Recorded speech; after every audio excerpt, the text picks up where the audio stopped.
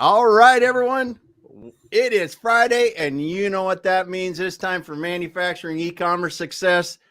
I'm one of your co-hosts, Damon Pistolka. That pretty guy right over there is Curt Anderson. We're going to be talking today about standing out in a sea of generated content or something like it's just going to be so good. It's just going to be good. Standing out in a sea of user-generated content. Now I can actually talk. I'm so excited because we got Jordan Yates here today, but Curt Anderson's going to take it away. Damon, hey, man, how can I follow up that intro? You know, like that was. How can I follow I'm that just up? excited. I'm excited. We're gonna have fun. Well, we've got a lot to talk about. I'm fired up. Man, all right. So, guys, happy Friday. Welcome to the program. So, we've got Damon Pistolka from Exit Your Way, Curt Anderson, B2B Talent, man. And what an honor. What a privilege. First off, drop us a note in the chat box. Let us know that you're out there. Number one. Number two, bring the questions, man. Get the questions ready because I have a powerhouse. Man, Houston is represented today really well, right? Yeah. Yeah, look, it's already Whitney commenting. Hi, Whitney. Awesome. Whitney Houston is already here. So Jordan Yates from Houston, Texas. Jordan, happy Friday. How are you today? I'm pretty good. Like I said, it's actually pretty nice weather in Houston. So on that note, I can't complain. I'm excited to go play outside after this. I sound like a child. I'm literally going to go play outside. Nice. Well, hey, you've earned it. You deserve it. We're going to get you, we're going to dive deep and have some great conversation here. And we're going to geek out hard on industrial marketing. And then we're going to get you off to the golf course, playing outside or whatever you need to do. So Jordan, let's go here. We've got a ton to unpack. I've been just looking forward to this for months. My first question for you today, are you ready? Are you sitting down? Are you ready for this, Jordan? Are you really ready? I am. Let's do this. I guess there's only one way to find out. Ask me. We'll see. Just rip the Band-Aid right off. I know you're doing like 8 podcasts today. So Jordan, when you were a little girl growing up, who was your hero? Who did you look up to, and who was your hero as a little girl growing up? Goodness. I don't think I've ever been asked that question before. I think, I had a dog named Butter, and I loved her because she was pure joy and amazing. But I guess I can't say my hero was a dog, although she was my rock. I loved her so much. As for people, God, I don't feel like I had a very specific like role model or hero. I think I just had a concept more so of like, I knew that one day, like I wanted to be able to like take care of myself, be independent. And maybe there's like this aura of like, the independence and like women in the workforce, stuff like that. Just kind of like the strong, independent woman, like just the mystique of that. It wasn't anyone in particular, but it was the concept that I would say was kind of my hero, knowing that like, I mean, I'm only 25. So when I was young, like obviously the waves of feminism have come through, but there was still like, it was still a big deal to be a woman that was like successful in business. And I liked the idea of that when I was little. Well, what a fantastic answer. We have not had that response before. So Jordan, thank you very much for that. If we got a few notes here, Damon, we got Melody in here today. Hello, Melody. And then Whitney says, hey, Jordan. Said she loved what you had to say at the Industrial Marketing Summit. That's great. And we of course, it's Go Texan Day. Oh yeah, the rodeo is kicking off. I forgot about that. Yeah, Then we got too much traffic. I can't be. It takes me forever to get down there. So Jordan, great answer, and I absolutely love that because I had the honor and privilege. You and I just met in person, just 2-3 weeks ago, whatever it was. And so, man, I cannot express how impressed I was with you, your wisdom, your brilliance, your marketing expertise, your maturity, just completely off the charts, way beyond your years. So my next question for you is this. So we talked about who was your hero. Big shout out to Butter, right? Having that unconditional love from my our queen. dogs. I love her. And God bless Butter, right? And then, just really kind of the concept of like, being a women leader, entrepreneurship. And we're going to dig into like, how in times maybe get a little turbulent on maybe that acumen that you had as a young person brought you into some new changes that you have going on right now. So here's my second thing. your superpowers, your passion. Why manufacturing? What led you? You could have gone in all different directions. You could have pursued different industries. Why manufacturing? Well, it's not the most glamorous story. And I love manufacturing now that I'm in it, but I went to school, I did mechanical engineering because I wanted to be a petroleum engineer. I was like, petroleum engineers make a lot of money. Their jobs are kind of chill. It's good vibes, really fun. And I did a lot of oil and gas internships throughout college. I absolutely fell in love. Then I graduated in 2020. Don't know if you remember, but oil and gas was kind of in a super bigger downturn. So Something happened in, like, what was something going on in 2020? I don't know, like Damon. the Was flu it, I met you, or Curt, wasn't it? something. like, Yes. I don't know. I remember I got sick one day. I don't know what that was, but Yeah, So, something so you're gross. so you're a 2020. It was at Texas Tech. Where did you go? Yeah, so I went to Texas Tech. I graduated December 2020. So luckily I wasn't in the May wave when I was supposed to be. I was a semester behind because I Yeah. I did like a full semester of like doing a co-op. So I was a semester off, thank goodness. Yeah. And it still wasn't good though. So job fair was in September and I remember I used to love the job fair. It was in person. You walk around, there's all these awesome oil and gas companies and I would just have so much fun talking to them. Well, that job fair was virtual and all there was manufacturing automation. And I was like, I guess I took a manufacturing processes class that semester and I was like, I had a lot of fun. I got to use my CNC machine. My stepdad, he's a machinist. So I was like, I have a little bit of experience here. When I was little, I would when I was like 13, my first job was helping him build like metal buildings and fences when he was a welder. So I had some of the like hands-on kind of experience. So I thought, well, I have to have a job. I don't have a trust fund or anything to fall back on. My parents can't take care of me. So I need to get a job. So I got into industrial automation and that kind of opened my eyes to the manufacturing world. And I just decided not to look back because I never wanted to be in the position again of like not being able to have a job because of a big downturn, which is so ironic because I'm in manufacturing and I literally just got laid off 2 weeks ago because of a downturn. So, it's there's no such thing as recession proof. I'll tell you that. Yeah. Well, we got a couple more people. We got Harry Flares here today. Hey, Thanks Harry, for stopping by, happy Harry, Friday, man. out of Chicago. And MD stopped by earlier. He's from Bangladesh. So that's really cool, man. That's manufacturing. I tell you that I think if you weren't exposed to it a lot as a child, it's I went to school for mechanical engineering too, and I had no idea what the hell I was going to do when I was getting out until the very last. I was introduced to manufacturing. I didn't even think about it, and then I just fell into it and loved it. But so you thought originally you were going to come out and work in oil and gas, though.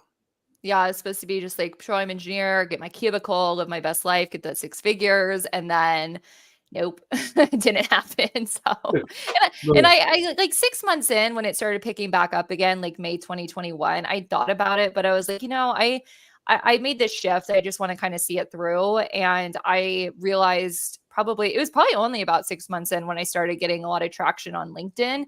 And I was like, I'm kind of like speaking on behalf of manufacturing and like representing like women in manufacturing. Like, I don't really want to let that go. Like, I'm kind of onto something here, even though it was early days. And so I was like, well, if I want to do oil and gas again one day, I'll just go back. So let me just kind of stick this out and see what this LinkedIn thing turns into and, keep going to all these manufacturing sites because it was fun. I'd go to like 20 different sites a week. And I mean, I can't say it was all glamorous. I had a lot of chicken plants in my territory, so I didn't love that portion of it. But just if you don't have to go to a chicken plant, don't. If you work there, God bless you.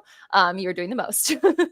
Yes, you're doing the most. All right, Jordan. So let's dive in, and that's pretty fascinating because, so you have engineering, but you've become like a guru marketer.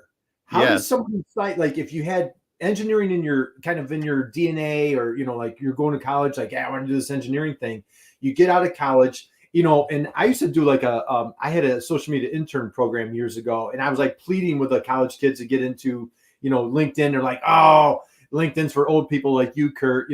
So talk a little bit about how does an engineer become like this really innate, incredible marketer? A, B, what inspired you getting LinkedIn at such a young age? Yeah, so I would say I was a pretty well-rounded student in school, but I loved Mhm. math. I always thought it was easy, and of course, everyone thinks, "Oh, engineering is just math." I wish. But I also had a pretty good knack for sales, and my dad, he didn't go to college. I mean, he didn't even finish high school. He like dropped out, I Mhm. think, sophomore year, and so he went into like car sales and worked his way up the ladder there just by having like, a real good bullshitter personality, good Yep. confidence, things like that. So I Yep. learned so much from him of like how to do so much with so little like accreditation under your belt. And I feel like him and I had a lot of banter growing up, and I learned a lot just from him and like the way that he made his life work without having the traditional education. And so I thought if I could take these skills and have a hard technical degree and apply that on top of it, like gosh, like life could be really good. Yeah. And so my first exposure with LinkedIn was I was 19, 20-ish, and I worked for an oil and gas service company. I was just doing some like admin work. They were really tiny, and they were like, "Hey, if you want to earn some extra money, we'll pay you if you can get us any appointments with facilities engineers at like oil and gas upstream companies." And I was like, "Yeah, because I know so many of them. Like, I'm a baby. What do you mean?" And so I'm like, "Okay, how do you meet these people?" I tried calling the places, and I'm like, "Do you have any facilities engineers I could talk to?" And they're like, "Who are you? Who are you with?" And I'm like, "Oh God, never mind." Like, so cold calling wasn't working. And I'm like, I just got through calculus. I don't know anything about engineering.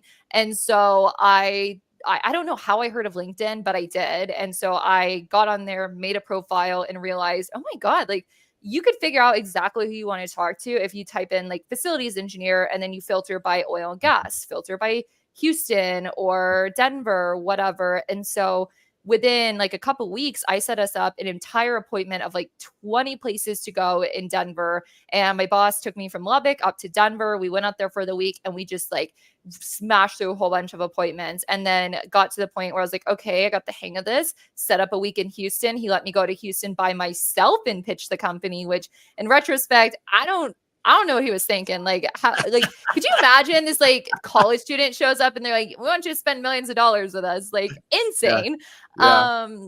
And so then I did that. And then since Lubbock and Midland are real close, I would set up a lot of weekly stuff in Midland. We just hop down there every Thursday. And I realized like this is how you connect with ideal customers when you're in the B2B technical space. And then when I got into manufacturing on accident, I was like, great, I don't know anyone in manufacturing. Who am I going to call? And so I went straight into LinkedIn because I remembered that worked really well. And then I just started like thinking, okay, how will people know who I am when I message them? And so that's when I started like posting pictures with my like Yaskawa drives or my Omron sensors and all the things we sold to build that brand awareness and association.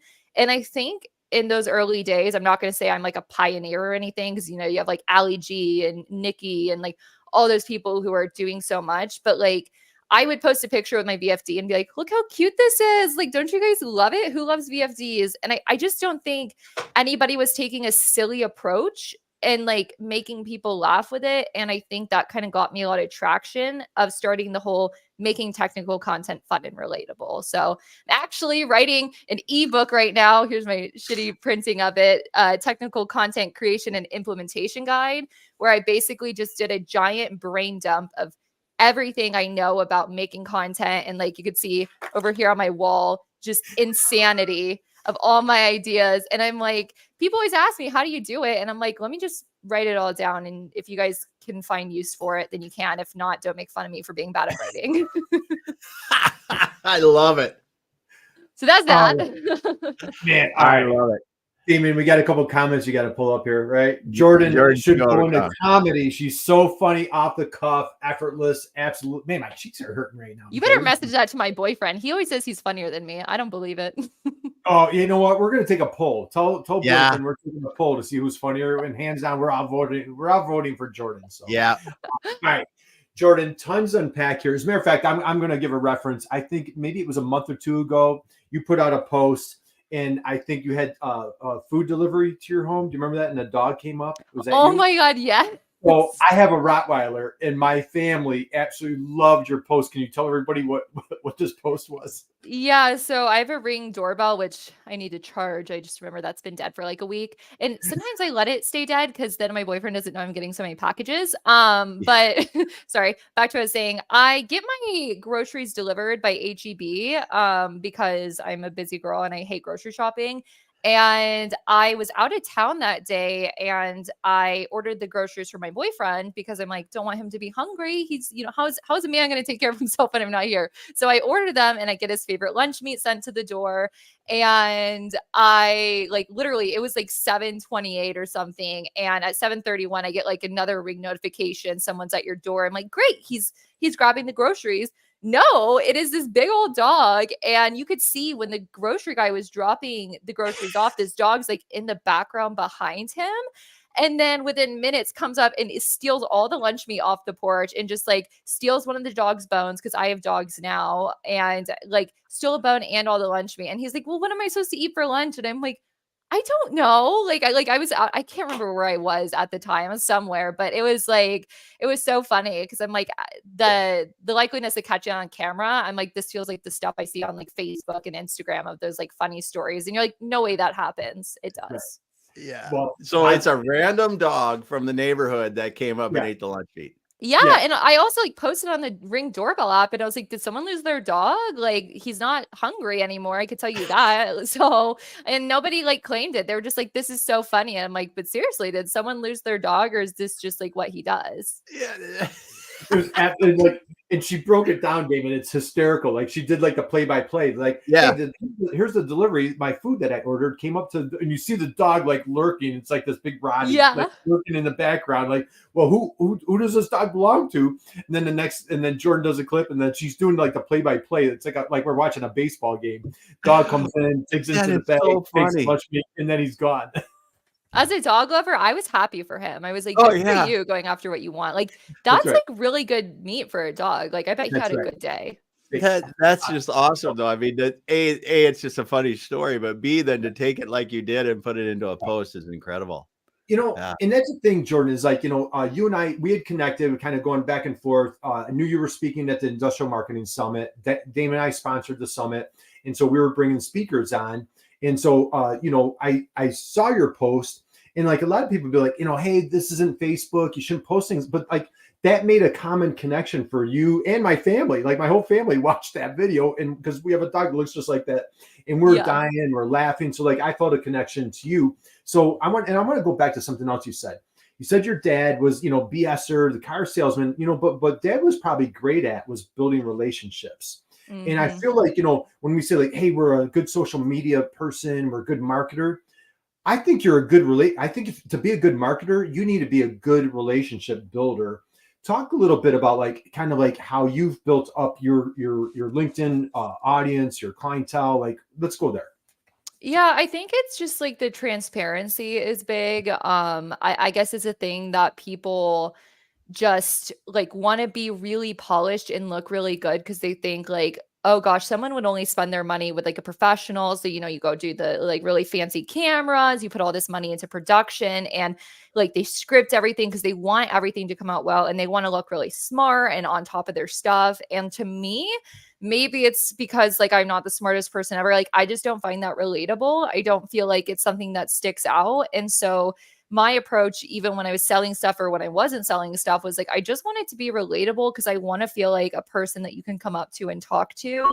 Because ideally, you want your customers to come to you. And if you feel like you can talk to me, like, I love that. And so that's just something I've learned is like, if you're always yourself, then you're going to be consistent. And, I think I've put a lot of time working on myself. So I'm not just saying everyone should be themselves because some people like, maybe not, like keep that to yourself. But like I've read every self-help book there is. Like I'm like done lots of therapy, like all that's where like I really have like am proud of who I am on the inside to where I'm not afraid to show it publicly, even when I do mess up and like make a fool of myself. Because I'm like, that's literally my podcast failing for you. Like, if I mess up, I'll just be transparent about it because maybe you can learn something from it. Because I like to learn by doing, and I don't mind failing publicly because I just don't think like it's a reflection of who I am as a person. It's just like, hey, I messed up. Okay, like move on. And people are very gracious, very encouraging, and will give you a lot of feedback. Like if I mess up on something and talk about it, I will get so many suggestions back from the community on LinkedIn. And it's just like such a powerful tool and such a special way to network, I feel like. Okay. Damon, man, Yeah. where was that wisdom? Like, I wish I had that wisdom 30 years ago when I was 25. I'm now 55, like wishing I was half as smart as Jordan here. So Jordan, that was absolutely brilliant. So, all right. You talked about, and you're a podcaster, YouTuber. We're going to talk about your entrepreneurial journey. Now, you shared something with us right before we went live, and you said that we are comfortable talking about it here. You made a comment, and Whitney even said, "OMG, what?" So I was just with you 3 weeks ago, and I want to, if first off, please connect with Jordan on LinkedIn, connect with Damon, connect with me. We would all love to connect with you, but please connect with Jordan. You'll thank us later. She is an absolute, I can tell you firsthand. I was sitting right there. Whitney and I were sitting there. And Jordan, you are a powerhouse speaker. Captivating, confident. Again, like I wish I had a fraction of like your moxie when I was at your age. So something happened in your life since I was with you 3 weeks ago. Do you want to share what happened? Yeah. It's so funny too, because I was at the marketing summit talking about how like awesome my job is. And then literally like, so that was on a Thursday. The next Tuesday morning I got laid off. So it felt like so ironic. And then I was just like, oh, ow. Just give you guys a lot of good press, but like no hard feelings, because like great 2 years there. I love the company I worked at. I wouldn't take back anything nice I said about them. Like I still absolutely so grateful for my time there, especially getting to work on like a traditional marketing team. I learned a lot from the marketing people, and yeah, I really learned a lot about like the standards I have for an employer. And like shout out to like the director of that department, Dan Gaffney. Like he showed me what it was like to genuinely work on a team where you feel like your management cares about you and your well-being.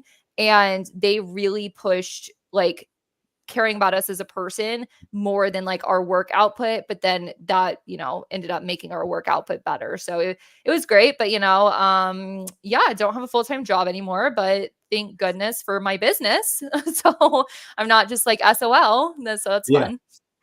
Well, all right. First off, thank you for your humility. Thank you for sharing. That you are a class act. I have to say, that was pure class. That there's no bitterness, no resentment, and and for you to have the grace and kindness to kind of laugh about it. You're on stage talking, and I heard it. I was right there. You're ranting and raving. I found man, what an admirable company for someone to stand on stage and talk about how great they are. So you're a victim of whatever sales downsize economy, whatever happened.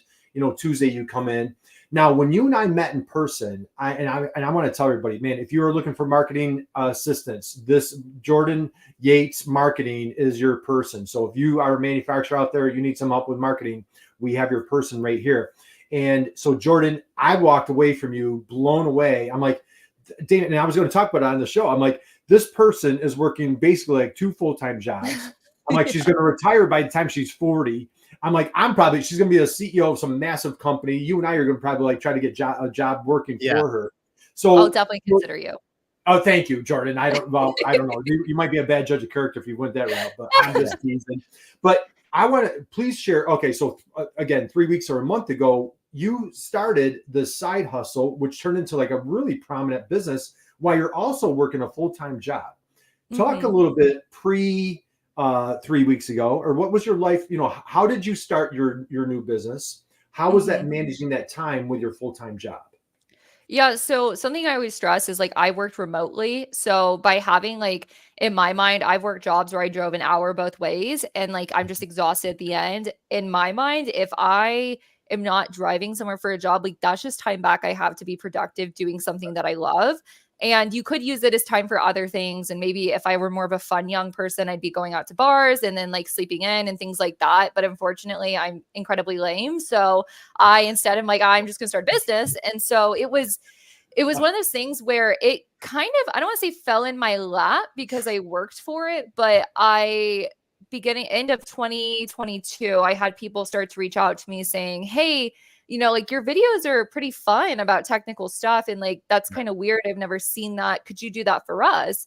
And it started off small. First, I had just like this little robot company sent me some robots. I took a cute like photo shoot, like it was Christmas time. So I was wearing a Santa hat. The robot was wearing a Santa hat. We were adorable. Like it was fun. I made like, a couple $100 doing that. And like, before I was like, this could be something. And so I was, working my other job for almost a year at that point and was like, okay, like if things come in, like I'll accept it. And I talked to my boss and he's like, hey, as long as you don't manufacture capacitors, do whatever you want. I trust you. You get your work done. If it ever affects your work, we'll talk about it. So it's not like he was tracking like the hours a day I was working and like, oh, you worked 39 hours this week. Like you're working too much on your side business. Like he was so supportive of like, do what's best for you as long as you do your job. And so that's what I loved about working there. And even sometimes I would ask him some advice. I'd be like, hey, like I had this customer reach out to me and it was kind of fishy. Like, I know you have more business experience. Could you give me some advice? And he would. Like, he was just such a good person, or is a good person, and was very helpful with that stuff and wasn't at all like, we can only talk about the company we work at. Like, he was just a helpful mentor. And so as that social media presence grew on LinkedIn, my follower base grew, I started experimenting more with making videos. And I eventually got a couple customers that were like, hey, can you help us make a video? And I did, and I made the video. I did a single like marketing campaign with it. And then after that, like their social media just kind of fell off and died. And it was like, I learned a valuable lesson there. I made $2,000. It was awesome. And I felt like I gave them good content, but then it just stopped because they didn't have anyone to keep up with it. So my next customer that came around, GEA of Texas, shout out to them. They're still my customer over a year later. They realized like, hey, we don't have a marketing person. We have salespeople, but we need someone to make our content, but we don't just want videos because we don't know what to do with it. And so that's when I started offering the full suite of, I'm the admin of their LinkedIn page. I run the YouTube. I create the content. I do their email marketing campaigns. And I kind of do like, I'm basically a fully outsourced marketing department with like very clear deliverables. And then I support the sales team as they learn to connect with people. And so that's where my like monthly package kind of came along. And I realized your marketing in like content creation is only successful if it's consistent. And so you need a plan to keep it going. And so now I have a couple customers like on a monthly retainer that I just do all of their marketing. And I think my value proposition is that I am an engineer by trade. And so a lot of traditional marketing people, you'd have to spend a lot of time training them on your product. But I'm already inclined to it and have like sold similar things to where that learning curve isn't there. It's just like, let's onboard, let's, see what your brand identity is. And then we just get going right away. So their money is like well spent, as I'd like to think. Okay. Lots to uncover right there, Damon. And I think we've got a few comments that we might want to grab here. Anna's in the house. Anna, happy Friday. Learning how important the company culture is an invaluable lesson to learn early. Thank you, Anna. That's a great boss, by the way. And how about that? Let's see. That's a mentor, not a boss. Much respect. All sorts of. Thank you for the comment. Thank you. Stop. Yeah. Thanks. I appreciate all these wonderful comments coming in, guys. If you're just joining us here, well, Whitney says valuable lessons. Knowing what your value from an employer is huge. Okay. Happy Friday. If you're just joining us, drop us a note in the chat box. Let us know that you're out there. Yep. We are here with the one, the only Jordan Yates, entrepreneur extraordinaire, wonderful marketing guru. And by the way, I also have you down. You're a power electronics expert, right? Do I have that correct? Yeah. So that was sort of like what I was coined out at Knowles was like my boss, he did all the RF and communication stuff. And then I was the power electronics expert. So like just everything from like the market and industry trends of like electric vehicles, defense electronics, data centers, like anything solar, wind energy, all that down to like the board itself of like the capacitors that go on it. Like it was kind of my job to understand everything about the system. So I'll miss that. That was really fun. I got to do like a lot of really deep dive research and like got a lot of access to good research reports. So I had a lot of fun doing that. And a big thing that I want to unpack right there is back to your story here, Jordan, is, you found that LinkedIn was not a nice to have. Mm-hmm. That was like mission critical. And again, when you and I were together and we were standing there talking, and I was just like completely just blown away by your work ethic, your resiliency, your persistence of building a business while working a full-time job. Man, did I feel like what a slacker I am, Damon, right? Yeah. Yeah. And so now you put yourself, because you, and this is what we're talking about. This is what you talked about on stage and what I want to dive into today. You did an amazing job and continue building a personal brand. And that personal brand kind of has you into a seamless, where like, oh my goodness, I didn't see this coming. I'm just on stage in front of a couple hundred people talking how great my company is. Now all of a sudden I'm downsized. And let's talk about that transition of if you want to share at that time, or what's it look like now, how you protect yourself, right? So I remember when I got the news and I was just like, oh, dang, like that sucks. And then I had a podcast scheduled for like 30 minutes later, and I was like, Daniel, hey, bud, like I just got laid off. Can we like do this like another week? And he's like, I understand. That's totally cool. And I was like, okay, good, because we're not gonna be able to do your episode justice. I love being in denial. And so I think it took me a minute to like let the information soak in. So my boyfriend's like, let's just go for a walk. Like, let's go clear our heads. And I was just like laughing because I was like, this is wild. Like I couldn't imagine this. And I was just the week before so stressed out because my business was growing pretty fast. And I was like, how am I going to, like, I don't know how I'm going to keep up with everything. Like I have these really awesome opportunities with my side business, but like, I feel like I can't handle anymore. Like my plates are too full right now. I don't know what to do. And then I was like, woof, that problem's taken care of for me. There goes my job. And so now I have more time. Wonderful. But I posted about it on LinkedIn the next day, and I wanted to come off like, like just exactly what I was feeling. But I was like, I don't know the point of what I'm saying. I just feel like I always tell you guys everything. So let me just let you know, like, by the way, not at Knowles anymore. This is where I'm at now. So I have more time. If you need some outsourced marketing, hit your girl up. And, or if, you want to like give me a ginormous salary and a really easy job, I'm into that too.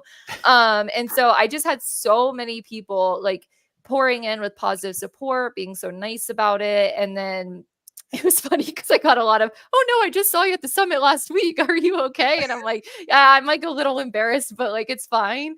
And so I had a lot of recruiters reach out to me too. And I'm still talking through a lot of them about like, a full-time job again. And I'm kind of like not certain where I want to go right now of, do I just see this thing through? Do I stay full-time like on my own? Like I can probably afford to do it, but it's still scary because I feel like I'm so young and I have like so much to learn from being on a team. And like, I just learned so much from the last team I was on. I'm like, will my growth be stunted if I don't have that again? Or was I just lucky by having it? Like, I like having a boss. I like having mentors, and maybe I could build that in my own LinkedIn community, but it's nice being a part of a team, and I'm a one-person business. So it's like, I don't know what's next. I know right now I'm doing the best I can for my customers, and I've gotten to travel for them. Like I was just in, Philadelphia, then Baltimore, then Maryland, like all these, I guess Baltimore, Maryland, but all these places the last couple of days, which I probably wouldn't have been able to travel for my customer if I still had my full-time job. So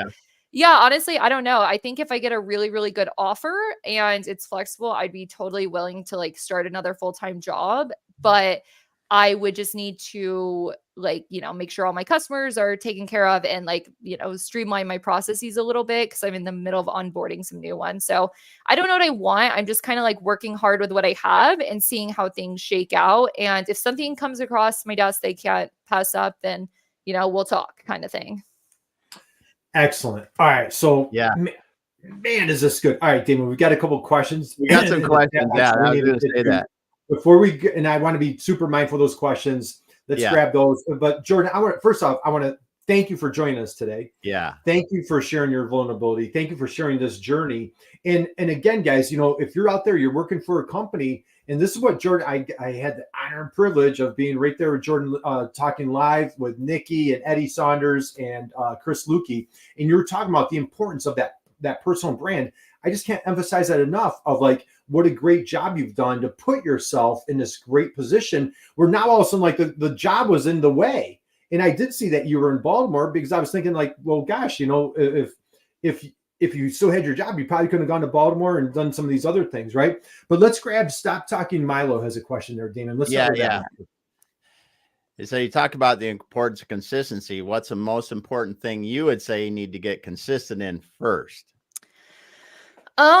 So if we're talking in terms of LinkedIn, as it will say in my guide coming out very soon, I would say I think connecting with the people that you need to be talking with. So every week you get like, I don't know, 100, 150 LinkedIn connection requests that LinkedIn allows you to send. Every Sunday, Monday-ish, I sit down and I think, okay, which sector do I want to get more involved with? I'll like type in automation engineer and then I'll like narrow it down to my location. And I just connect with a bunch of people because like, these are the people I want to talk to. These are the people that my customers like their content in front of. So say I have GEA, an industrial automation customer, I do them more justice by having more industrial automation people in my network. So I think about my customers, I think about my personal interests. And so the first thing I'd say, be consistent in growing your network. Don't just wait for people to connect. Don't wait until you meet someone to connect with them.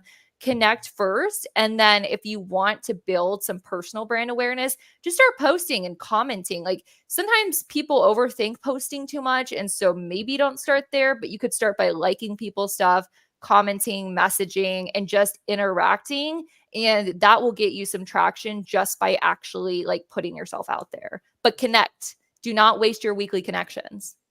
Brilliant. Absolutely. Love it. Waste your Fantastic. weekly connections. Do not waste your weekly connections. I agree with that 100%. Well, We got Harry's got a question for Jordan as well. It's like being a Gen Z manufacturing marketing expert, what key advantages and challenges do you have compared with millennial marketers and all the older people? I'll just say that. And in your Xers and boomers. Yeah, all of it, the rest of us.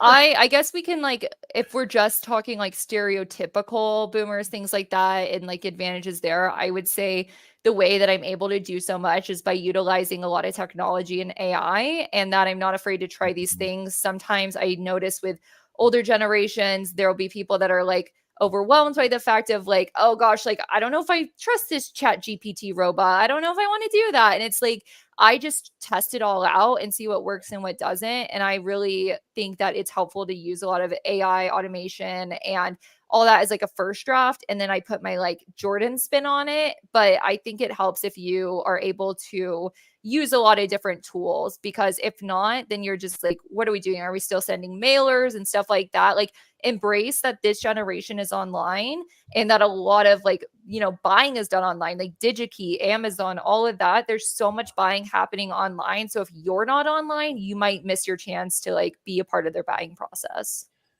Yeah. So much. Yeah. You're covering so much there. So, e-commerce, digital market, DigiKey, those marketplaces, and again, that consistency. I think, to Harry's, it was Harry, right? That asked Harry asked the question. I think, like having that mixture, that diversity of ages or whatever it might be is just, this is why it's so critical. So like, we're not just talking to ourselves or marketing to ourselves over and over. Damon, Anna's got a question. And I think I saw Alan's here today. That is something I can't, Curt, that is something I can't tell you how many damn times I tell business owners and executives that, because listen, we're not the 50, late 40s, 50s year old. Right. They're not the buyers. We're not the buyers, right? We're not if you look at manufacturing, we're not the people that make the buying decisions. So get over it. And like, it just, you have to get over it. Right. It may sound stupid to me, but Jordan's the one that's going to know, because Jordan's in the age range of people that are actually buying this crap, Right. I almost cursed there. Did you catch that? I caught my curse and pulled it right back in and didn't put it out. Oh man, talent. Very good talented day for me. But Anna's got a question here. As an engineer who's just getting started in marketing space, what advice do you have? First off, go off queen. Super proud of you. Marketing is way more easy than engineering, so I'm happy you're making a transition. I would say just like, I love that. Lean into your technical knowledge and don't take for granted the fact that like, and this is no shade to like traditional marketing people, you have this like immense amount of like technical inclination that a lot of marketing people may not. And so like that is something that's very special. So don't just like abandon that. Make sure that you keep the jargon you've learned, you keep up with the trends and everything going on, and really lean into your marketing peers to teach you the traditional marketing stuff. Just because they're not an expert on the product doesn't mean they're not an expert in the way that the process works. Like whether it's email marketing or posting or any of the digital content, just lean on them for that side and then fill in the gaps with your technical know-how. But just collaborate with your peers, and there's a lot you can learn and add to the table. Yeah, absolutely love that. I have a couple. Awesome. Hey, Timothy is here from Amsterdam, so he's coming across the pond. And hey. Again, I think we saw Alan from Indianapolis. He was here today. So again, guys, thank you for joining us today.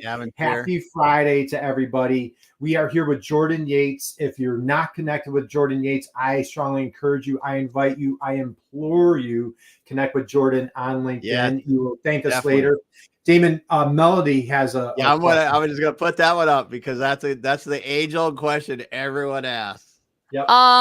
Okay, I don't want to sound like a B word saying this, but like is your content good? Baseball? Like B word, baseball? What were you? Yeah, that's what it is. Yeah, I don't want to be a baseball here, but like, is the stuff that you're putting out good? Do you have a call to action? Do you have a purpose? Like, are you posting, like, what are you talking about? Because typically if you want someone to interact with your stuff, like for me, something I've learned is like ask your network a question. Like, they don't want to feel like you're talking at them. They want to feel like you're talking to them. So like ask for their opinion, ask for them to engage with you. And if that's not working, like take a look at the content you're putting out and think like, is this adding value? Is this something that someone cares to see? And if it's not, like, that's okay. You tried something, it didn't work. Maybe try again, stay consistent, and people will start interacting with you once they're more comfortable and they feel like they know you.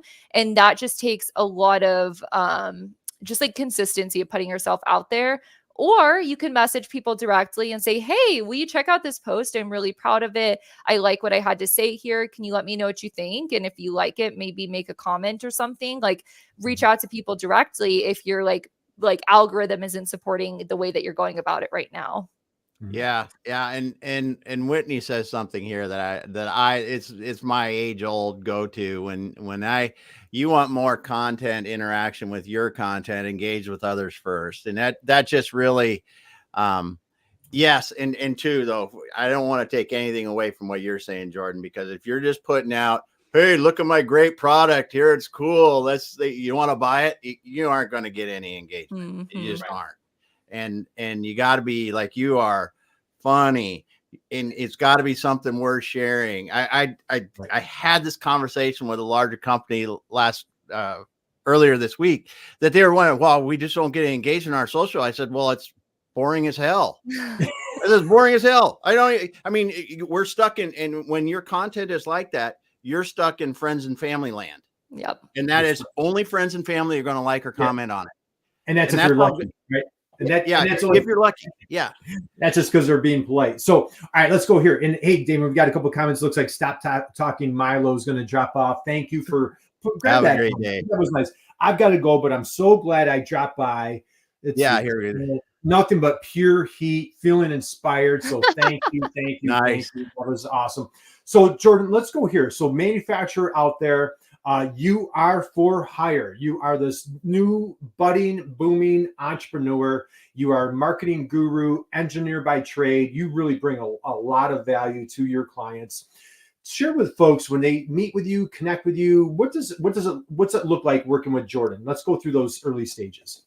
Yeah. So typically how most of my customers have come to be is they just message me on LinkedIn and they're like, hey, I have some, I need some help with my marketing. I've seen you do some stuff with these other companies. Can we talk? And then I'll just send them like a link to my calendar. And I'm like, sure, like, let's chat and see if it's a good fit. Cause like not everybody is. Some people I'm like, I don't think I work well for your stuff.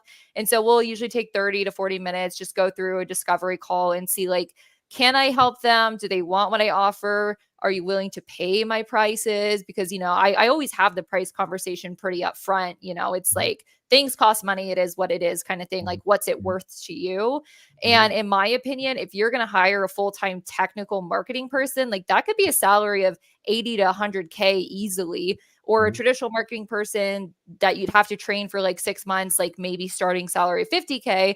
And then I'm like, if you look at my monthly packages in comparison to that, like you save a lot more money and then you don't have to train me. So we kind of like go through the value proposition, and then if it is like a good match, then I'll write them up a marketing plan of how I'd go about it. We, sign our contracts, get going, and then we get it started pretty fast. Like we just get going. I'd say it's not like a super complicated process.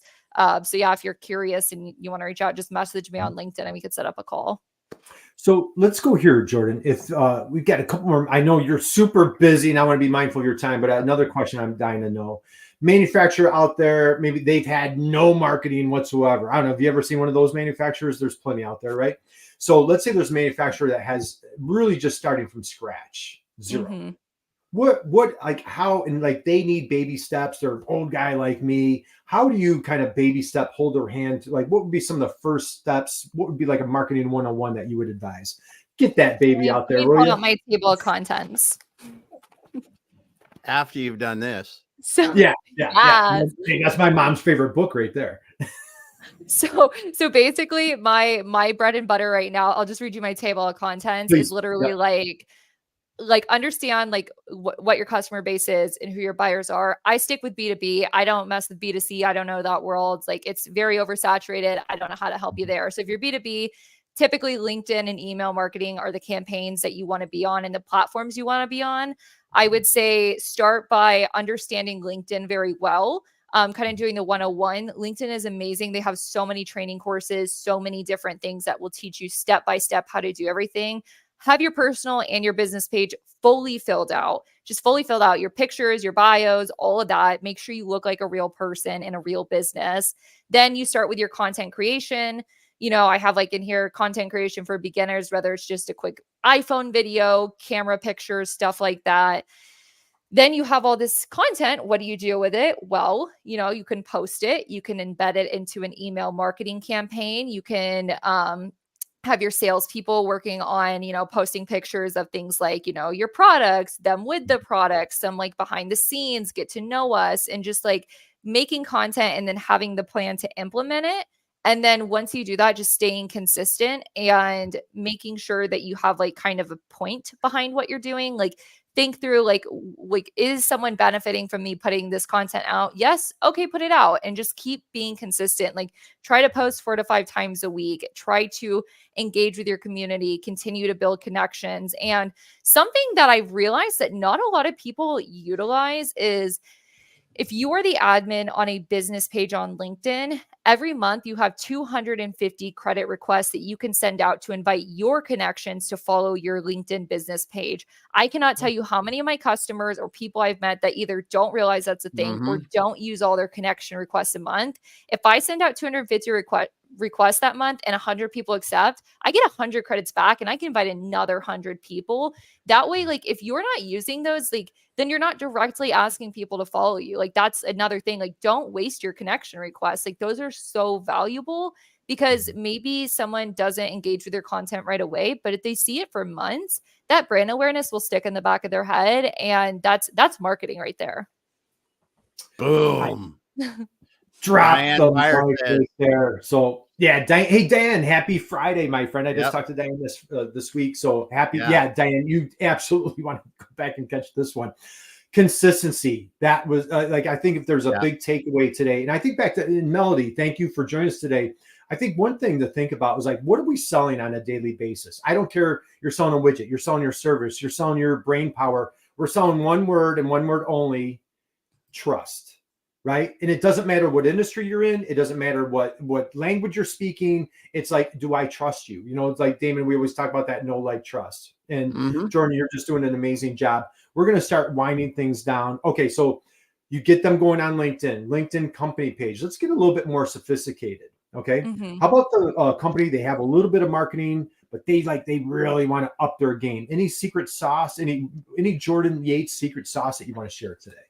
Yeah, I guess like you say if you have a bit of a marketing team and you have a sales team as well, find a way to engage them because these should be your advocates. They should be evangelizing your company. And maybe they're going door to door doing it, but they're not using their voice and building their personal brands and like representing the company online. You could reach a lot more people each week online than you can in person. So I would say make sure to kind of have that connection between sales and marketing because they should be working closely and say, guys, like encourage them to put themselves out there and explain to them the benefit of doing that. And some people are like, oh, well, I don't get paid extra to do that. Well, if you want to make more sales, like it's great to put yourself in front of more people. So I would say just encourage your sales team because they are an extension of the marketing and they could just multiply your efforts. And make it fun for them. Don't make it seem like they're in trouble if they won't do it. Just make it seem like a positive, fun thing. Yeah. Right. Because sometimes it's pulling teeth. Hey, Damon, our buddy Alan has a question. Yeah, Alan's got a question down here too. This is a good one for how many touch points in an email marketing campaign before you move on from a company? Do you mean like how many times will I message the same one or that's what they're talking about. So typically I do a lot of my customers, we do like weekly newsletters that we'll send out to everybody. We'll only segment if we're doing like events and things like that. But a lot of their customers like can use a lot of their solutions. And so every Wednesday for GEA, we'll do like one of their solutions and we'll send it to everybody. We'll post on LinkedIn and all their LinkedIn followers will get it. So I don't really count touch points. If somebody wants to unsubscribe, that's fine. But I'd say we are just putting ourselves out there. And I think there are more sophisticated ways to go about it. But I prefer just like the mass like branding approach because you don't know who needs what. And it's hard to assume like what somebody needs based off of like your guess of what they do internally. That's a great point because I'm also lazy. Well, no, I think it's a great approach. I mean, with the companies you're working with, right? You got a wide range of customers that could need that product. You just need to keep talking about products, applications, and solving problems and things that they can use, and keep the information flowing to them. Because then, if you're creating content that they want to read every week, or at least check it out and not unsubscribe, when they need a product from you, that's where they're going. Yeah. All right. I want to recap a couple of things and we're going to wind down because I know, Jordan, it's a beautiful day. You've got a busy afternoon. You've just like your 8th podcast. Your brain's going to be coming mush here pretty soon. So I don't want to take advantage of you. So this was, first off, I want to thank you for joining us today, man. This was just such a treat for all of us. What a masterclass. So I do have one more question, but I want to give a big thank you to everybody in the audience today. Yes. Thank you for those questions. Jordan, obviously on LinkedIn, where can folks find you? They want to get more of this, the superpowers, this passion, this expertise in B2B marketing. Where can they find you? Yeah, I say just Jordan Yates on LinkedIn. It's easiest to start there. In my bio, it says like something, view my profile, view my portfolio, and then it's all my other links to like YouTube and stuff like that. If you're interested in looking at it, but I think LinkedIn's where I'm most active and most at home, and just like send me a connection request if you want to chat, and we can go from there. Yeah. Hey, and Timothy says lazy is good. It means you automated away recurring processes, which were obsolete and a waste of time. Timothy, I couldn't agree with you more. Damon, that's one of our favorite lines. Yep. Let's be as lazy as humanly possible. Jordan, before we let you go, so first off, guys, if you missed anything, if you like Diane, you just came in, boy, I encourage you, invite you, go back, catch a replay. Yeah. This will be on B2B Tail on my website. It goes on Damon's website. Yep. Catch it on Damon's LinkedIn profile. Jordan just dropped tons of golden nuggets here. Wonderful story here. She just launched her entrepreneurial journey just 2-3 weeks, well, a while back, but now really full-fledged a few weeks ago. So we just wish you massive monster success. Jordan, before we wrap up, curious minds are dying to know one last question from you. Are you ready? Are you sitting down for this one? Yep. I just lowered my chair. I got even closer to the ground. Jordan, you mentioned the B word earlier, and I know that you were referring to baseball. Was that correct? Yeah. Okay. Are you a baseball fan by any chance? I will go to the games because my boyfriend is a baseball fan and I love him. There you go. Close enough. You know, as a guy, all right. That's all right. You're a great girlfriend. So, all right. So baseball, like, all right. So you're familiar, like bottom of the ninth, if it's a tie score, right? So bottom of the ninth, and the Houston Astros are playing a game, and there's a guy on second base. Okay, there's Mhm. 2 outs, guy on second base, and it's a tie score. Like we need a base hit like right now to get that winning run in. Okay, the manager is standing there and he looks down the bench and he says, "Hey Yates, grab your helmet, grab your bat, please get up there, get it the winning hit. Like we need to end this game right now." Okay, you with me? Mhm. You grab your helmet, you grab your bat, you're walking to the plate to go hit in the winning run. What is your walk-up song?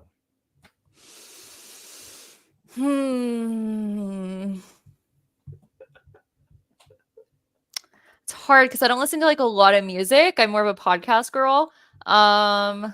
You could play a What's the podcast song? on the way to the plate.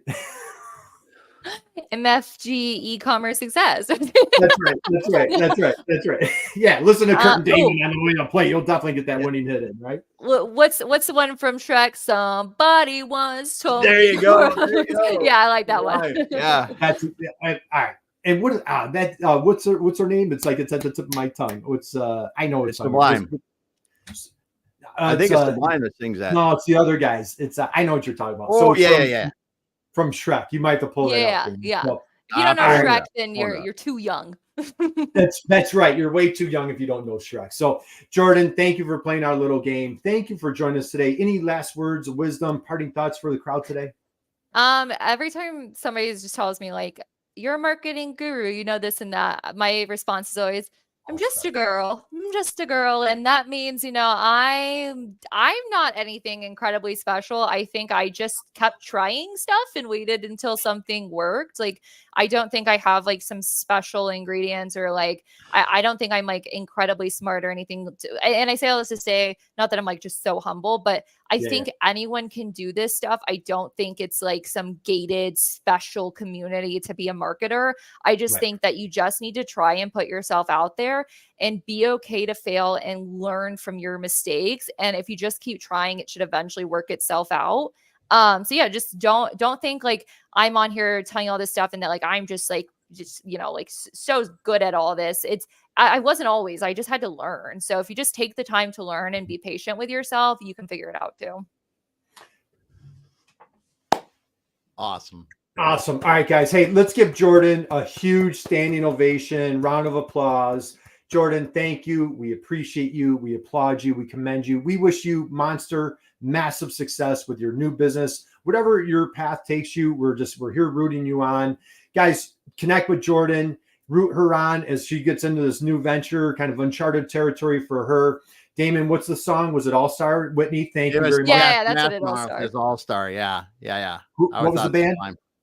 Smash Mouth. Smash Mouth. Thank you. Okay, Smash Mouth. Damon, take us away, dude. Hang out with us for 1 second, Jordan. There you go. Man, that song played so much. Even now, my kids are they're the same age as you, Jordan. They still watch Shrek if it's on TV. Oh yeah, no, I probably watched Shrek just a couple months ago. I love that movie. It's a classic. Damon, got a couple quick comments here. So why don't you close us out? Melody, thank you for joining us. Very inspiring. Jordan, thank you. Whitney says, great hearing from you, Jordan. We have another comment here. Thank you for sharing your wisdom, Jordan. So Jordan, again, thank you from bottom of our hearts. Damon, you know what? Before we wrap up, God bless everybody out there and just go out and be someone's inspiration, just like Jordan was today. Yeah. Damon, close us out, my friend. Yeah, thanks everyone for being here. I mean, Whitney, Diane, Melody, Tim, Alan, God, so many, Minchie, Harry. I'm trying to get it to stop talking, Milo. It's wow, there's a lot of people in the comments today. Thank you for being here. Go back to the beginning, listen to Jordan. So many mic drop moments happened in this that you really need to get back to the beginning and do that. We will be back again on Monday with another awesome guest. Is that right, Curt? We got somebody coming up on Monday? I think we do. I think she's a fellow Texan. Yeah, she's a fellow Texan on Monday. So we're going to be talking video marketing on Monday. So good stuff. Yeah, awesome. Well, have a great weekend, everyone, and we will be back again. Thanks, guys.